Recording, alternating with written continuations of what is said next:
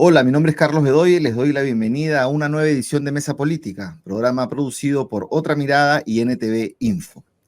Uno de los debates que genera más polémica en el Perú es la propuesta de una nueva constitución vía una asamblea constituyente, como forma de llegar a un pacto social que nos saque de la crisis institucional ya crónica, aguda que vivimos en el Perú y nos permita cumplir el proyecto histórico de nuestros pueblos.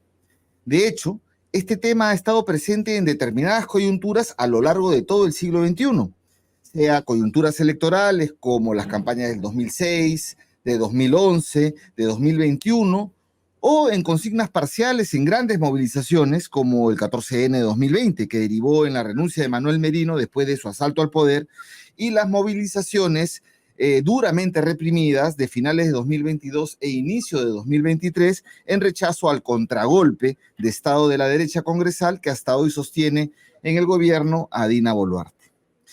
Lo cierto es que nos regimos por la Constitución de 1993, consecuencia política directa del golpe de Estado de Fujimori de 1992, que redujo los derechos sociales, que diseñó un Estado subsidiario que no puede desarrollar iniciativas estratégicas siquiera a nivel económico, que da superderechos a la inversión privada, especialmente la extranjera, y que ha entregado la propiedad de los recursos naturales a los concesionarios de los mismos. Además de que su objetivo político claro era sostener a Fujimori en el poder y se aprobó, se ratificó, además del Congreso Constituyente, por un referéndum que hoy sabemos fue fraudulento. En general podemos afirmar que 32 años después aún vivimos bajo el signo del golpe del 5 de abril de 1992. Al respecto de este tema constitucional, se ha publicado un muy interesante libro llamado El proceso constituyente en el Perú, un libro que tengo aquí, que se ha presentado en la Feria Internacional del Libro. Es un libro de una publicación reciente, hace muy poquito, y ha sido escrito por el doctor Nicolás Lynch, profesor principal y vicedecano de la Facultad de Ciencias Sociales de la Universidad Nacional Mayor de San Marcos, quien nos acompaña para conversar sobre este tema. Bienvenido, Nicolás, un placer conversar contigo. Carlos, antes que nada, muchas gracias por esta entrevista. Y igualmente un placer será estar en estos minutos contigo intercambiando ideas.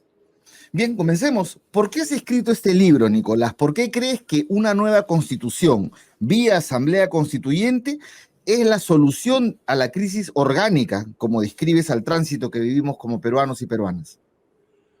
Porque creo que no hemos tenido en lo que podemos recordar de República una crisis de estas dimensiones, ¿no?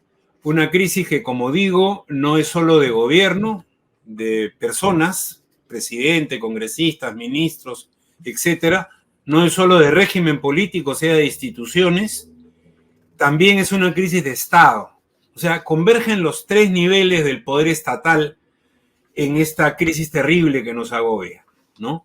Entonces, ¿cómo damos solución verdadera, no engañosa, sino verdadera, a esta crisis tan compleja y de tal magnitud? Yo creo que a grandes males, grandes remedios, ¿no? Tenemos que poner al país en otra orientación. Ese es mi planteamiento. ¿Y cuál es la forma democrática de poner al país en otra orientación? Darnos otro pacto, un pacto distinto del que tenemos, social y político, que tenga como objetivo inmediato un nuevo suelo común. Yo no pretendo una constitución para darle un programa político a un partido contra otro partido o a un frente contra otro frente. No, planteo un nuevo pacto social y político para un nuevo suelo común para los peruanos, a partir del cual puedan competir distintas alternativas sociales y políticas. Lógicamente, un nuevo suelo común democrático. Lo que hemos tenido como democracias siempre han sido episódicas, sin continuidad en el tiempo. Recién en los últimos años tenemos alguna continuidad y gravemente limitadas, ¿no? Como la que hemos vivido en las últimas décadas.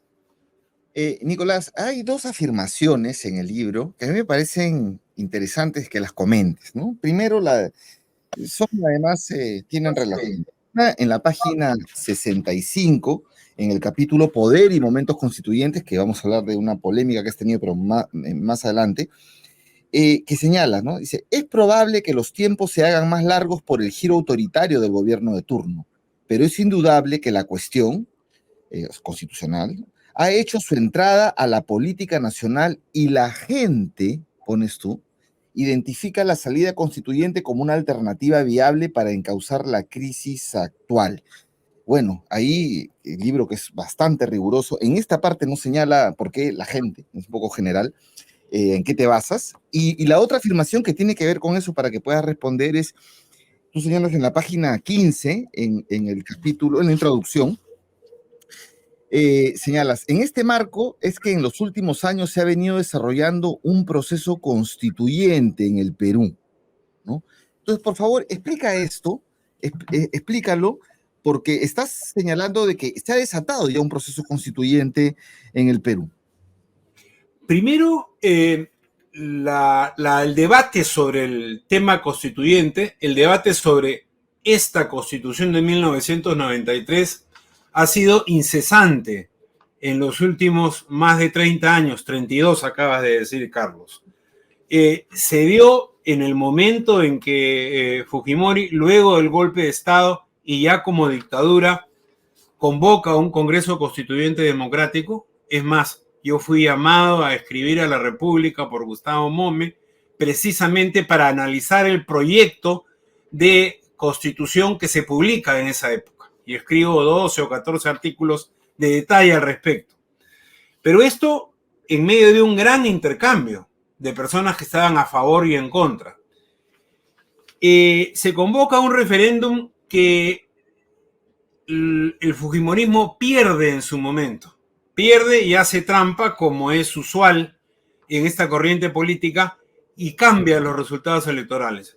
Esto lo denuncia el doctor Juan Chávez Molina en un libro que recién se puede publicar después de la caída de Fujimori, pero que el doctor Chávez Molina, que era miembro del Jurado Nacional de Elecciones en ese momento, va y nos presenta con todo detalle en las oficinas que tenía Gustavo Momellona en Capeco y nos señala cómo se había cometido el fraude. Creo que los resultados que se publicaron dieron 54-46 o algo similar a favor del proyecto de constitución del llamado CCD, y Chávez Molina nos dijo que el resultado había sido inverso, que había perdido, que había sacado 54 el no y 46 el sí.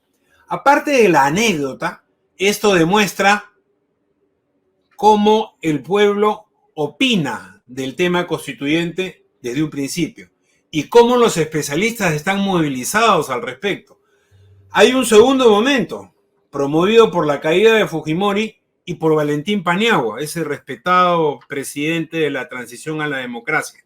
La Comisión PIS.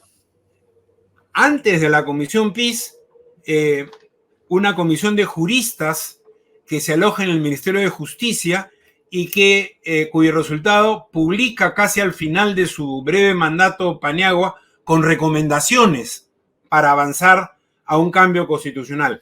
Una de las cuales era ir a una asamblea constituyente. Ojo, en los términos de ese informe, por supuesto. Luego, la Comisión PIS, un segundo intento de reforma ya con Toledo, que incluso logra el consenso de la mayor parte de las bancadas de ese Congreso de la República, elegido el año 2001, pero que tiene el veto de la gran empresa vía presión que se hace a Alejandro Toledo, ¿no? Y por último, los varios discursos de Paniagua, antes de fallecer el 2006, me parece, uno de ellos que de San Marcos, donde señala que no usa la palabra error, sino que la gran falta que había tenido su mandato era no convocar a una asamblea constituyente para una nueva constitución. Por último, tenemos a el senador Javier Albor Landini, ¿no? Que en ese momento es nombrado miembro del Tribunal Constitucional, ex senador de los 80, que es nombrado miembro del Tribunal Constitucional a principios del gobierno de Toledo. y que encabeza dentro de ese tribunal, mucho más progresista que el actual, por supuesto, aunque no lo pareciera en la época, ¿no? Encabeza una moción que se convierte en sentencia por pedido del Colegio de Abogados del Cusco. Yo he investigado, yo he ido a conversar con la que era en ese momento decana, ¿no? Que me explicó cómo ellos hacen la demanda por una asamblea constituyente y estudia el tema del Tribunal Constitucional y señala que una de las alternativas de salida, siempre y cuando votara a favor el Congreso de la República, era la posibilidad de consultar a la ciudadanía por una asamblea constituyente. Como ves, ha habido todo un movimiento, fundamentalmente a nivel de especialistas, pero todo un movimiento, ¿no?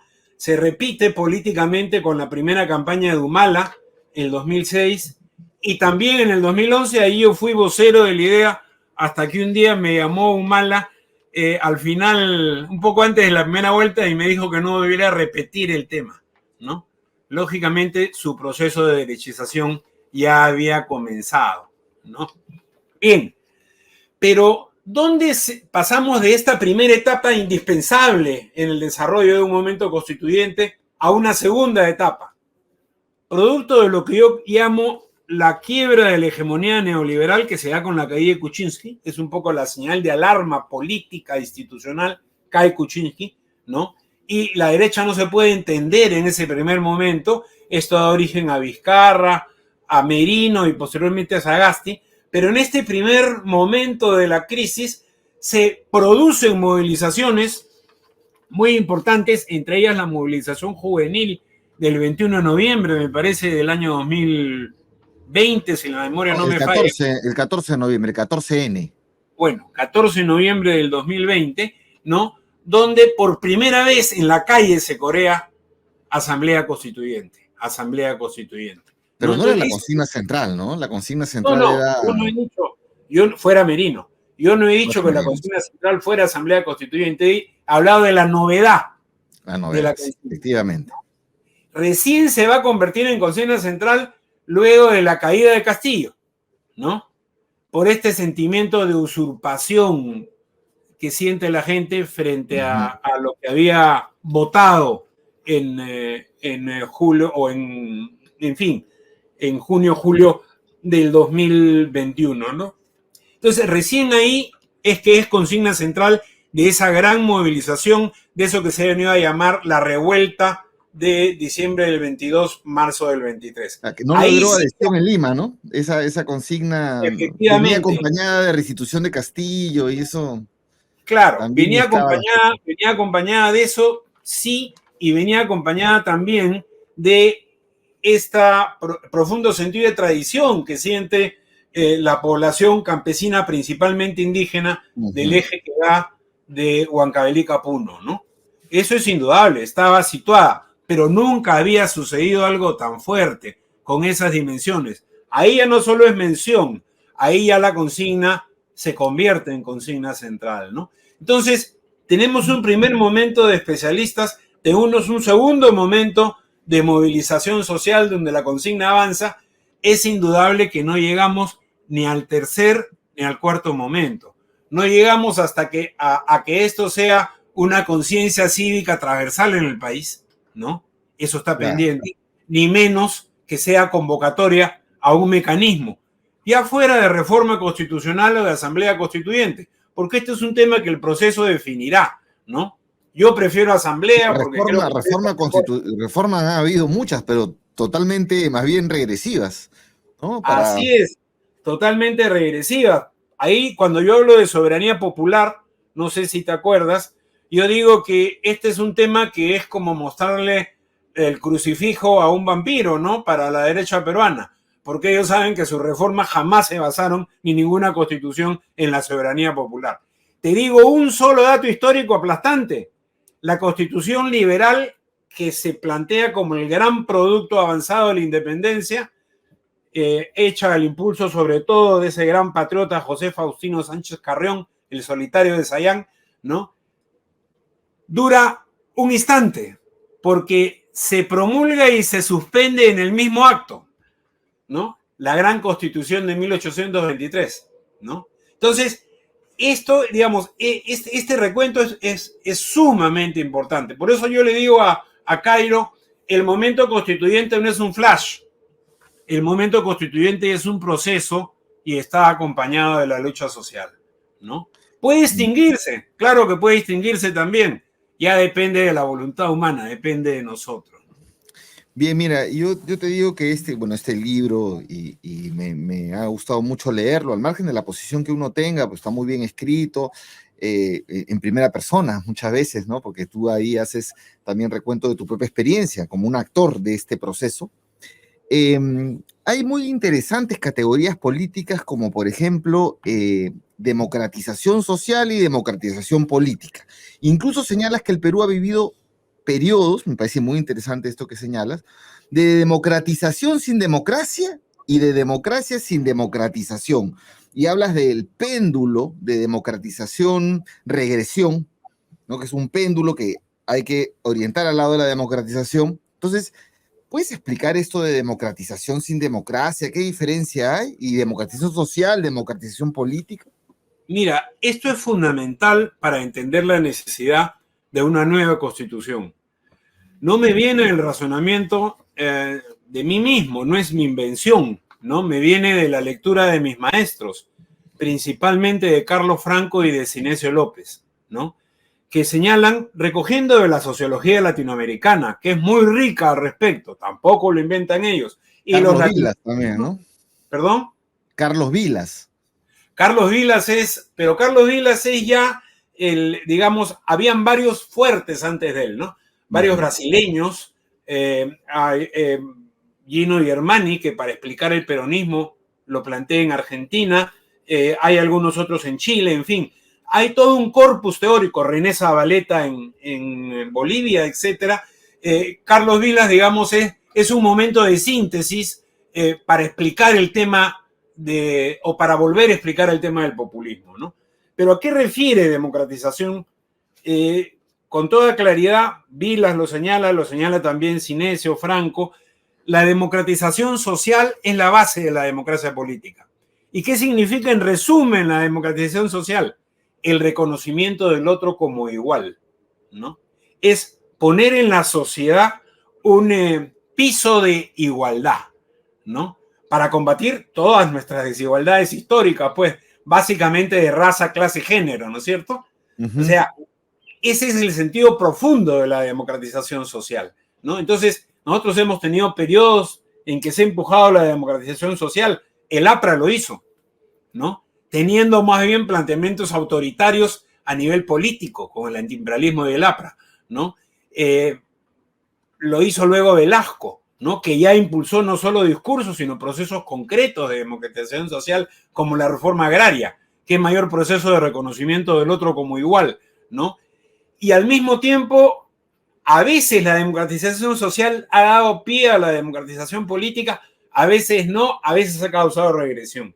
¿En qué sentido? La democratización política no es otra cosa que generar condiciones para que existan o para que se desarrollen, digamos, los elementos que empujan la democracia. Por ejemplo, la democratización política en los últimos años ha tenido dos trabas fundamentales. Primero, la criminalización de la protesta, que alcanza hasta el 2023, ¿no? El que protesta hay que reprimirlo, por lo tanto, el salto de la protesta a la política se corta, ¿no? Y el reconocimiento de los partidos políticos. Hasta las reformas que impulsa Vizcarra del 2018, teníamos necesidad de juntar 800.000 firmas para registrar un partido político. Y esto lo había desarrollado el fujimorismo en todos los momentos en que fue hegemónico congresalmente. Como un candado, ¿no? Como un candado. Entonces hemos tenido dos candados, una gordísima legislación de finales de Toledo en adelante, de criminalización de la protesta y un enorme candado de reconocimiento de partidos políticos. Entonces sí, empuja a la gente, pero los candados de democratización política están puestos ahí, ¿no? Entonces, y muchas veces hay democratización social, pero luego tenemos dictaduras que generalmente a sangre y fuego echan atrás los logros de la democratización social, ¿no? Y bueno, si tú vas más atrás, esto tampoco lo inventa la sociología latinoamericana. Son los sociólogos europeos de mediados del siglo XX, cuando evalúan la construcción de la democracia en Europa, que dicen, la democracia va precedida ¿de qué? De grandes procesos históricos de democratización social y de democratización política que se plasman en, finalmente, regímenes democráticos estables. Hobsbawm, me acuerdo que nos decía en clase, en el New School, Hobsbawm nos decía, la Revolución Francesa no termina con el imperio en 1800, con la coronación de Napoleón. No, señores, ese es un primer episodio de la Revolución Francesa. Tiene varios episodios de democratización social y democratización política que recién culminan luego de la Comuna de París. Entonces nos explicaba, entre 1789 y 1875, que ya se dan las leyes constitucionales francesas, o sea, se estabiliza el régimen democrático representativo, ¿no? Pero claro, tener esa visión histórica y no presentista como tienen nuestros analistas criollos, ¿no? Es tener pues una visión de otro calado, ¿no? Y esa es la que necesitamos para comprender la necesidad de una nueva Claro, constitución. entiendo ahí esto de democracia sin democratización, es como democracia formal, democracia de elecciones, pero no un proceso de inclusión política ni de conquista de derechos. En cambio, a veces se da eso sin democracia formal, como por ejemplo el caso de Velasco, ¿no? Esa contradicción, además que ahí Carlos Franco, tú citas en el libro Claro, muy Carlos bien, ¿no? Franco es el que desarrolla eso brillantemente, ¿no? Bien, me parece también muy interesante el concepto de herencia colonial que colocas. ¿Y a qué te refieres? Porque, y en todo caso, ¿se puede rescatar algo positivo de la experiencia republicana a pesar de esta herencia colonial? Mira, ahí hay dos cosas, ¿no? Primero, lo que efectivamente nos llega a la República. Yo escribí un artículo el año pasado que se publicó en la revista Mexicana de Sociología, espero que se publique antes de la batalla de Ayacucho, en un libro sobre el tema que están haciendo en San Marcos, ¿no? Que se llama El Bicentenario Fallido, ¿no? Yo decía que este periodo bicentenal de 2021 a 2024 era el periodo en que no habíamos celebrado adecuadamente el bicentenario de la independencia. ¿Qué hay que ¿Por qué? celebrar? ¿Qué hay que celebrar, Nicolás? Claro, por supuesto. Entonces yo me preguntaba seguidamente qué hay que celebrar. ¿Qué tipo de independencia tuvimos? ¿No? Macera lo resume en una frase lapidaria. Macera, que era de frases lapidarias, desafortunadamente no las desarrolla todas, pero sus frases son muy buenas. Él decía, al día siguiente del 28 de julio de 1921, fuimos más colonia, más feudales que nunca, porque nos quedamos sin las leyes españolas que por lo menos mínimamente protegían a la población indígena, ¿no? Más allá de la verdad o mentira de esto, Macera tenía razón, o sea, hicimos una guerra por la independencia que nos da una independencia formal, pero quedaron las bases estructurales de la colonia española, ¿no? Entonces pasamos de ser colonia a semicolonia y en el siglo XX a neocolonia, ¿no? Entonces heredamos esa estructura dependiente.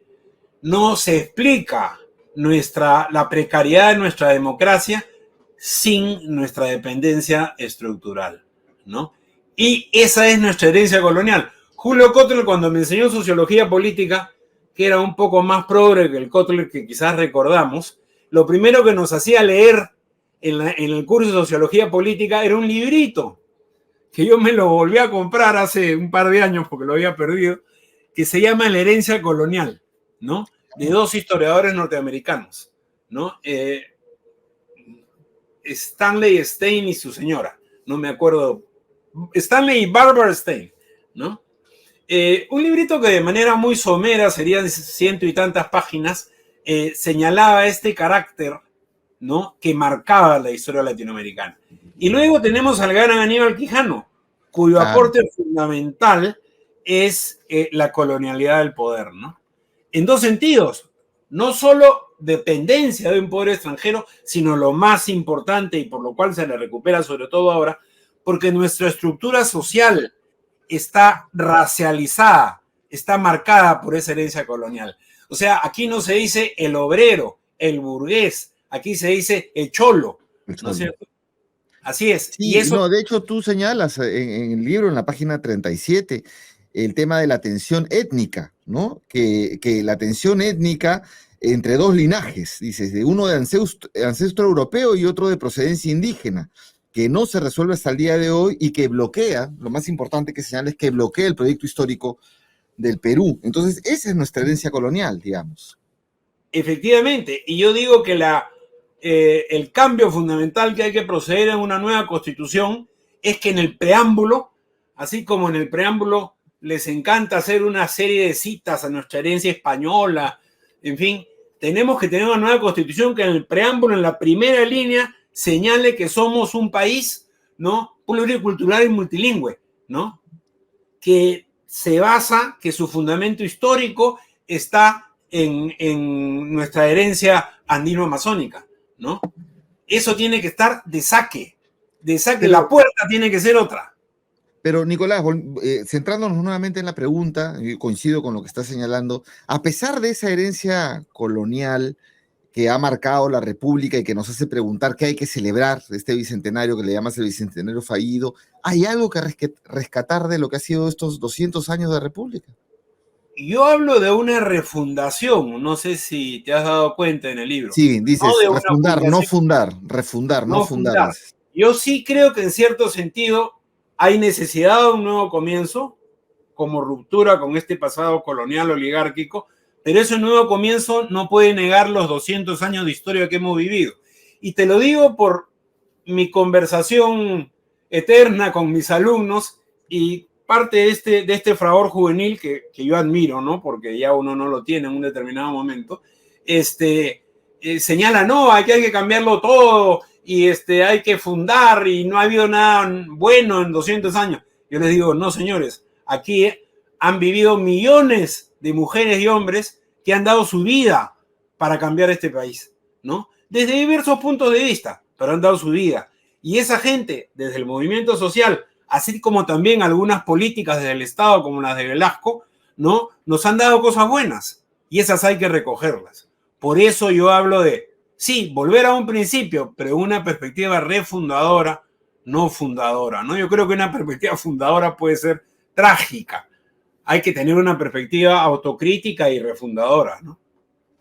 Bien, y sobre el sujeto constituyente, es decir, el motor para que se produzca una correlación de fuerzas tal que derive en este nuevo pacto o en esta constitución que sale del poder soberano, tú lo centras, si no he entendido mal, en precisamente estas movilizaciones de 2020, 2021 y 22.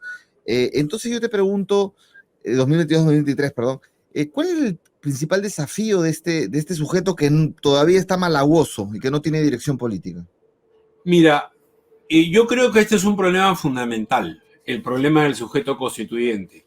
De ahí la importancia que le doy en el texto y trato de partir de lo que acaba de suceder, esta gran movilización social que se da entre el 7 de diciembre del 22 y mediados de marzo del 2023.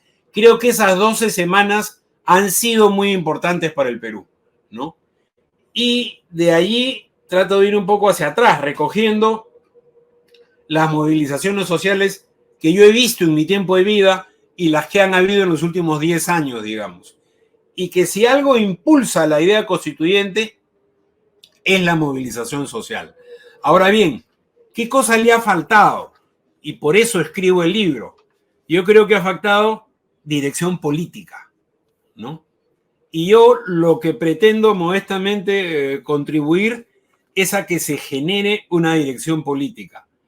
El movimiento social por sí solo no produce un cambio, no produce una transformación. Hay necesidad de una dirección política, ¿no?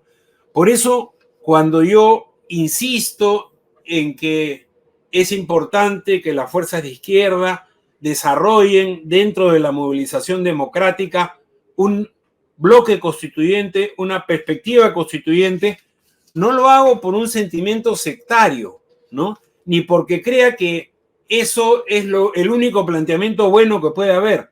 No, lo hago porque creo que la perspectiva de una dirección política con futuro, ¿no?, tiene que plantear este tema constituyente para que el movimiento tenga una consigna de poder. Yo digo en las primeras páginas del libro, ¿por qué causa tanta resistencia a la cuestión constituyente?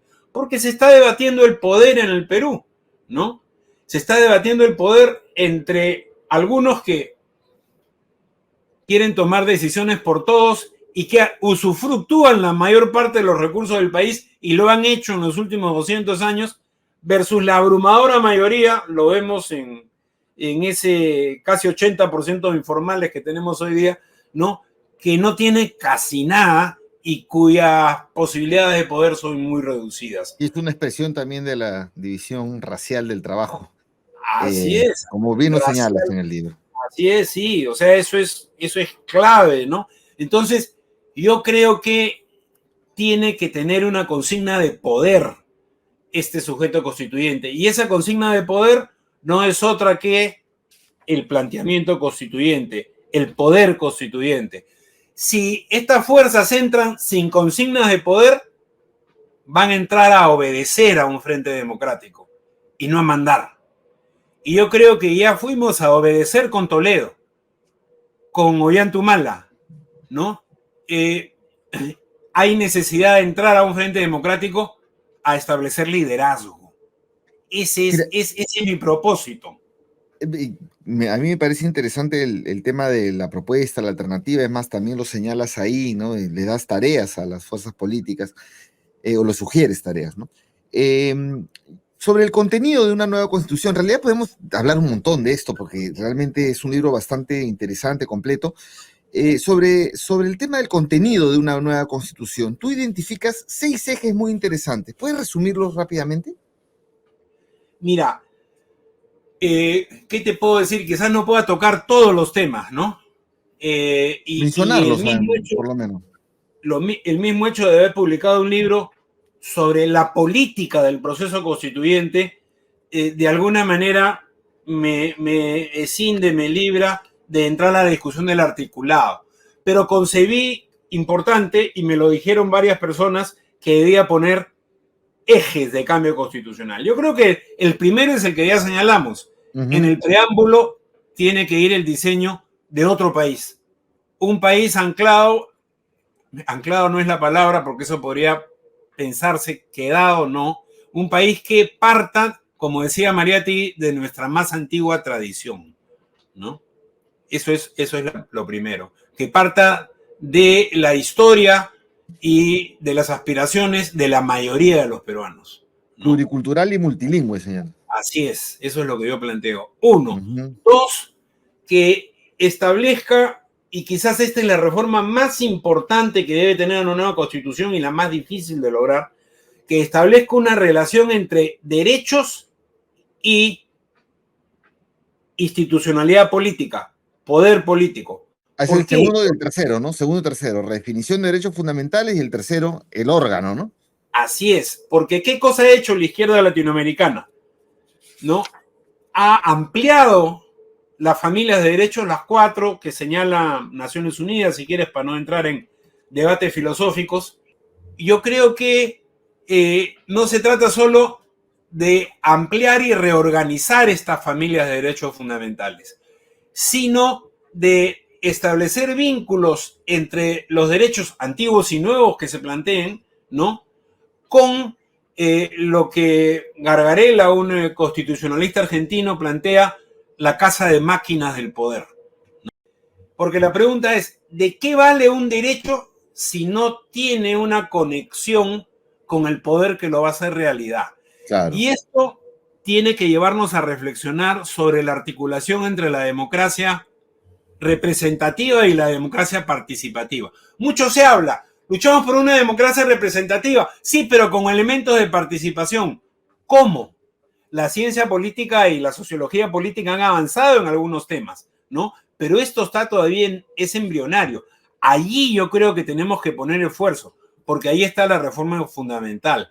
Estos gobiernos nacional populares desarrollaron grandes caudillos, probablemente muy necesarios en su momento, pero poca relación entre derechos e institucionalidad, ¿no?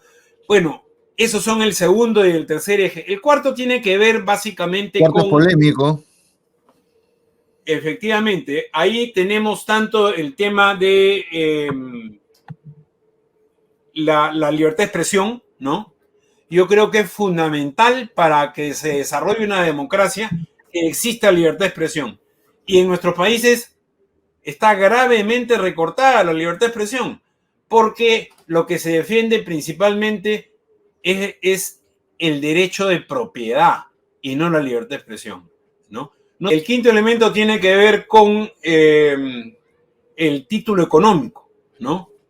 Que es más bien una cuestión rara en las constituciones contemporáneas. No suelen tener un título específicamente económico. Pero vía que ha existido en las dos últimas constituciones peruanas, en la del 79 y en la del 93, con un sentido distinto, es importante tenerlo en cuenta. Yo creo que hay que ir a un título económico que recupere el poder de lo público, en concreto el poder del Estado. No podemos seguir en la subsidiariedad estatal, por una razón muy sencilla. Aquí no hay una burguesía nacional fuerte, ¿no? Aquí los que se desarrollan como clase burguesa se entregan inmediatamente al poder extranjero. Eso es lo que ha sucedido en nuestro país y en la mayor parte de América Latina. Hay otros países que sí tienen una burguesía nacional de mayor calado, nosotros no. La única esperanza de que haya un actor económico que defienda lo público es el Estado.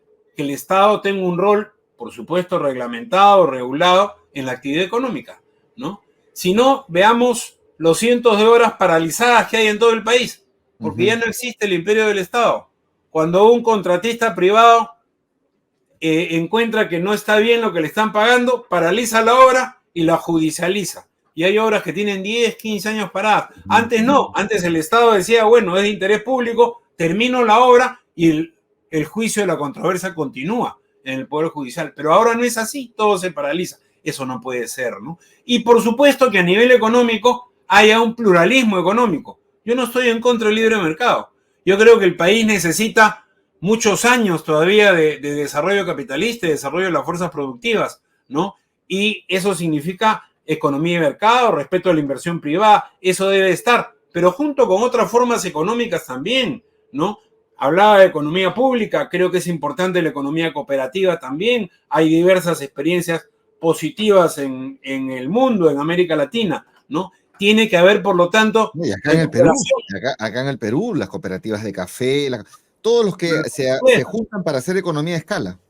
Por eso te digo, hay necesidad de recuperar la economía pública, respetar la economía de mercado y, por supuesto, incorporar otras formas reconocer, ¿no? Reconocer otras formas económicas para ir a un pluralismo económico. Aquí sucede que el título tal de la Constitución del 93 es algo así como el programa de todos los gobiernos. Eso no puede ser, ¿no? Tiene que haber un título plural que dé posibilidad a varias perspectivas. ¿Y el último eje, Nicolás? El último eje... El ordenamiento territorial, le llamas, ¿no? Efectivamente, en el último eje yo creo que hay necesidad de revisar nuestro proceso de descentralización. La reorganización de los territorios, señalas, ¿no? Que tengan... Así es.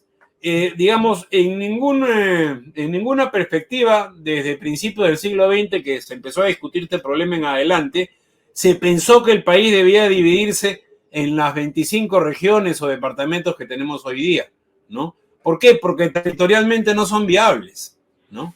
O sea, hay necesidad de debatir, por supuesto, democráticamente, sin imposiciones de ningún tipo, para que no se cree un chauvinismo regionalista ni nada por el estilo. Hay necesidad de discutir la creación de grandes territorios que equilibren económica y socialmente a Lima, ¿no? La negociación con Lima empieza por tener fuerza, pues, ¿no? Pero un territorio muy pequeñito no va a hacer un equilibrio real al centralismo limeño. Entonces, es fundamental revisar los territorios. Sumas, o por lo menos, ¿qué opinas de estas voces que señalan que el Perú debe avanzar a ser un Estado federal? Bueno, es una posibilidad, no tenemos una tradición federal, pero sin llegar a un Estado federal podemos tomar el caso, no sé, de la regionalización italiana o española, que no son, bueno, pero las españolas se basan en la italiana, solo que como la italiana se dio en los años, fines de los años 40 y la década del 50, ya un poco nos olvidamos, pero Claro, la con autonomías constitución fuertes, ¿no? Autonomías la, fuertes. es muy rica la constitución Ujú. italiana que apoyó Togliatti y el Partido Comunista en su época en su capítulo de descentralización, ¿no? Que, Bien. repito, crea comunidades regionales fuertes que son las que equilibran al centro que suele ser en diversos países muy importante y nosotros necesitamos hacerlo. Unas autonomías fuertes. Bien, Nicolás, no tenemos tiempo para más, solo una última pregunta, que es la siguiente, porque muchas personas cuando dicen, Asamblea Constituyente, no, eso fue lo que hizo Venezuela, ¿no? Y mira, Venezuela vino en el chavismo, vino con esta constitución que se cambió, fue una de las primeras cosas que hizo Chávez, una constitución basada en el poder popular, hasta sus ministerios se llama Ministerio del Poder Popular, tal cosa, tal cosa, tal otra, siempre rescatando el tema del poder, el poder popular, del soberano es el pueblo y tal, pero ha derivado en un gobierno autoritario. ¿Tú cómo Dos ves eso? cosas sobre eso, dos Sí, cosas. Primero, hoy la constitución de Venezuela es reivindicada por el chavismo disidente, María Corina Machado, el centro político y el propio Maduro. Todos se refieren a la constitución. Hoy día acaba de salir un manifiesto de partidos tanto de izquierda como de centro en Venezuela en que lo primero que hacen es reivindicar la constitución del 98. Hoy nadie quiere salirse de la constitución del 98. Quizás tendríamos que mandar a nuestro canciller, que le gusta gritar, para que los aconseje de una manera distinta. Eso número uno. Número dos, el caso boliviano. Tampoco en el caso boliviano hay voces disidentes sobre la Constitución. Se podrá discrepar sobre Evo Morales, sobre este gobierno, ¿no? Pero todos concluyen en que el gran aporte del proceso boliviano en los últimos 20 años es la Constitución, me parece que del año 2007, 2008, ¿no? De la misma manera con la Constitución que promovió la Revolución Ciudadana de Correa. No hay en este momento en la Asamblea Nacional en Quito nadie que proponga una reforma constitucional, ¿no? Y han habido ya 3 gobiernos de derecha, ninguno, no sé si lo pensarán, pero ninguno se ha atrevido a verbalizarlo, nada contra esas constituciones. Yo no digo que no tengan problemas, ¿no? Pero son pilares importantes de los procesos políticos que se han desarrollado y felizmente se desmarcan de sus propios padres originales, ¿no? Que yo creo que es indispensable en una constitución. Pero una última cosa te digo, por cuestiones que han dicho Juan de la Puente por un lado y Verónica Mendoza, 2 personajes a los cuales no podemos poner en un mismo saco, ¿no es cierto? claro Bueno, que no. de repente no les gusta, no les gusta, no sé. Pero la cosa es que ambos han dicho en los últimos 15 días que ya no estamos en la Constitución del 93, ¿no? Verónica Mendoza señaló, creo que 94 artículos han sido modificados Sí, en el último año y medio, y de la Puente los ha subido un poquito más, casi 100 ha dicho, ¿no? Y entonces, incluso Juan ha señalado, ya no hay constitución. Entonces yo esta mañana he empezado a escribir un artículo que se llama La no constitución, con la tesis de que estamos en una situación peor que la hegemonía de la Constitución del 93, porque ya si ambas personas que han reflexionado sobre el tema constitucional dicen que las últimas reformas no tienen que ver ni con la Constitución del 93, estamos en una no constitución. ¿Y a quién niega la necesidad de una nueva constitución? bien. Bien, Nicolás, bueno, muchas gracias. Nos hemos excedido en el tiempo, pero creo que vale la pena. De todas maneras, esta entrevista va a estar entera en YouTube, igual también por pedazos en distintas redes sociales de Otra Mirada y NTV Info. Te agradezco mucho, esto da para más y para más debate y para más temas. No hemos tocado a fondo diversos aspectos que tú colocas, pero sin duda es un aporte muy, muy valioso este libro, El proceso constituyente en el Perú, que lo recomiendo que puedan adquirirlo para todas las personas interesadas en este debate. Creo que es una lectura imprescindible. Gracias, Nicolás. Gracias, Carlos, y gracias a Otra Mirada y a NTV Info. Un abrazo. Bien, gracias y con todos ustedes, amigos, amigas, que siempre nos ven, nos vemos en el próximo programa, siempre bajo la señal de Otra Mirada y NTV Info.